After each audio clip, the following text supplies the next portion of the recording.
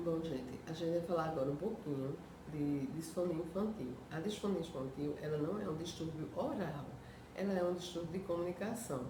Mas quando acontece, pode ocorrer também em crianças, então eu coloquei também ela aqui, tá certo? Mas aí é da voz, tá?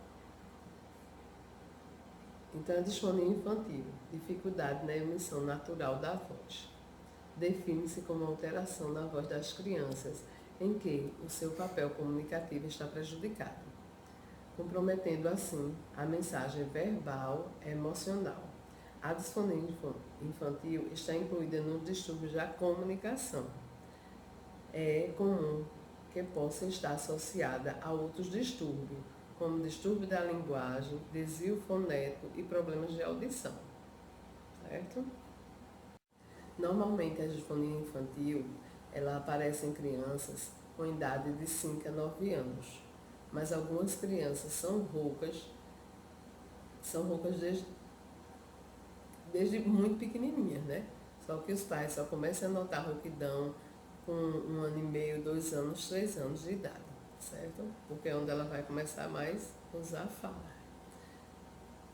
Pode variar desde afecções autolimitadas, como as laringites agudas virais, até as lesões incapacitantes e com risco de vida, como os tumores e a estenose laringea, em seus vários graus. Vamos ver as classificações agora da disfonia. A disfonia ela pode ser disfonia funcional, disfonia orgânico-funcional ou disfonia orgânica. As disfonias funcionais, elas podem ser disfonias funcionais primária, disfonias funcionais psicogênicas e as disfonias funcionais secundárias. Então vamos entender um pouquinho de cada uma agora. Então, disfonias funcionais apresentam como base as alterações do comportamento vocal. As disfonias funcionais primárias são causadas por uso incorreto da voz e a falta de conhecimento vocal ou por modelo vocal inadequado. Então, essas disfonias são o quê? Crianças que começam a imitar algum herói, algum personagem da televisão, e aí ela muda o padrão de voz, ou bota aquela voz mais grossa, ou mais fina. Então, ela começa a imitar a fala ou a voz que não é dela. Então, isso provavelmente vai prejudicá-la. Às vezes os pais falam mais alto, mais rápido, então a criança tende a copiar o padrão dos pais, né? Tenta falar mais alto e mais rápido. Às vezes também o próprio ambiente da criança, 2, 3 filhos, aí gritam muito, quer chamar mais atenção, um quer falar mais alto para ser percebido do que o outro, tá? Então, isso tudo são as disfonias funcionais. Quando a criança, né? Eu estou falando em criança, mas essas disfonias, elas são classificadas do mesmo jeito no adulto, tá, gente? É porque como a gente está falando só da linguagem e de distúrbio de comunicação infantil, eu estou falando de criança. Mas essas classificações, essa disfonia também dá em adulto, certo? As disfonias funcionais psicogênicas são relacionadas com o comportamento emocional. Tá? Essa disfonia psicogênica, geralmente, raramente a gente encontra em crianças, é mais em adultos, certo?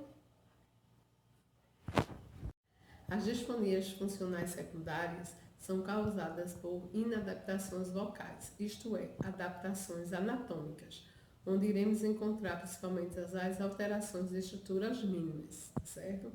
Essas estruturas mínimas, a criança nasce com ela. No slide anterior, né, eu falei que geralmente a disfonia ocorre nas crianças de 7 a 9 anos, 10 anos nesse período, certo? Mas existe casos a partir de 2, 3 anos, quando a criança começa a falar mais, que os pais vão perceber que eles são roucos, ou eles choram. Quando choram, quando acaba de chorar, sei lá, choram 5 minutos, 10 minutos, depois que para de chorar, vai perceber que eles estão roucos. ou quando tem uma gripezinha, mesmo que seja no início da gripe, uma gripe leve, mas ele fica muito rouco, tá certo? Essas crianças provavelmente elas vão ter alguma alteração de estrutura mínima, tá? Que são várias. Eu só trouxe aqui duas. Por quê?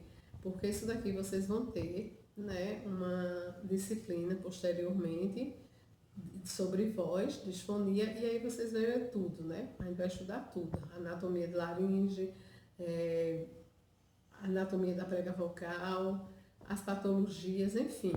Mas aqui eu trouxe só para a gente entender já um pouquinho, certo? Então, o primeiro vídeo aí, vocês verem a prega vocal, né? Parte anterior e a parte posterior. Então, nessa parte anterior, vocês vão ver um triângulozinho aqui, tá? Que justamente é como se fosse uma membrana, de um lado e para o outro da prega vocal, de uma para outra. E aí vai formar aqui esse triângulozinho, tá certo? Vai ficar esse triângulo, tá? E essa daí é a alteração mínima, é chamada de diafragma, tá certo? Só que vai depender, tem diafragmas que são maiores, que o triângulo é maior, e que essas crianças quando choram ficam logo rouco, ou se falam muito, se vai para o aniversário, onde corre, gritam, depois fica logo rouca, tá? Mas às vezes quando é muito pequenininho, não tem nada na voz, não altera nada na voz, nem na respiração, nada. A pessoa vive o tempo todinho com diastema lá que nem percebe. Às vezes vai perceber na fase adulto, se por acaso for um professor, um cantor, um pastor, se for um profissional de voz que use muita voz, aí pode ser que dê rouquidão, tá certo? Mas uma pessoa que nasceu com diafragma, que não é muito grande, é pequeno o diafragma dele, ele nasce com diafragma, não fica rouco, passa a infância, chega à fase adulta, morre nem sem saber que tinha esse diafragma, tá certo? Então vai depender muito para ter a rouquidão. No outro lado, outra figurinha que a gente botei um sulco, tá? Que o sulco é como se fosse uma entradinha na prega vocal. Tem a prega vocal como se fosse um sinal, tá certo? E é uma listinha bem assim na prega vocal. Só que essa listinha, ela contrai a prega vocal, ela deixa mais fina. Por isso que vocês estão vendo a prega vocal embaixo mais gorda e na porção anterior mais fininha, tá certo? Justamente é porque essa retração da prega vocal. Que é esse sulco, que também é uma alteração mínima, tá? E que às vezes a criança nasce com ela. Mas do mesmo jeito, esse sulco, ele pode ser bem pequenininho, daqui para cá, ou ele pode pegar toda a extensão da prega vocal, tá certo? Então, dependendo dessa extensão desse sulco, é que vai prejudicar a fala da criança ou não, a voz da criança ou não, tá? Então, nesses casos, são os casos que com 2 anos, 1 ano e meio, que a criança chora, depois vai falar alguma coisa, e 3 anos e a mãe percebe que ela no chão fica rouca, vai para uma festinha, brinca, na volta, antes de acabar a festa, a criança já está falando bem rouquinho, tá certo? Por causa dessas alterações mínimas, ok? E as disfonias orgânico-funcional.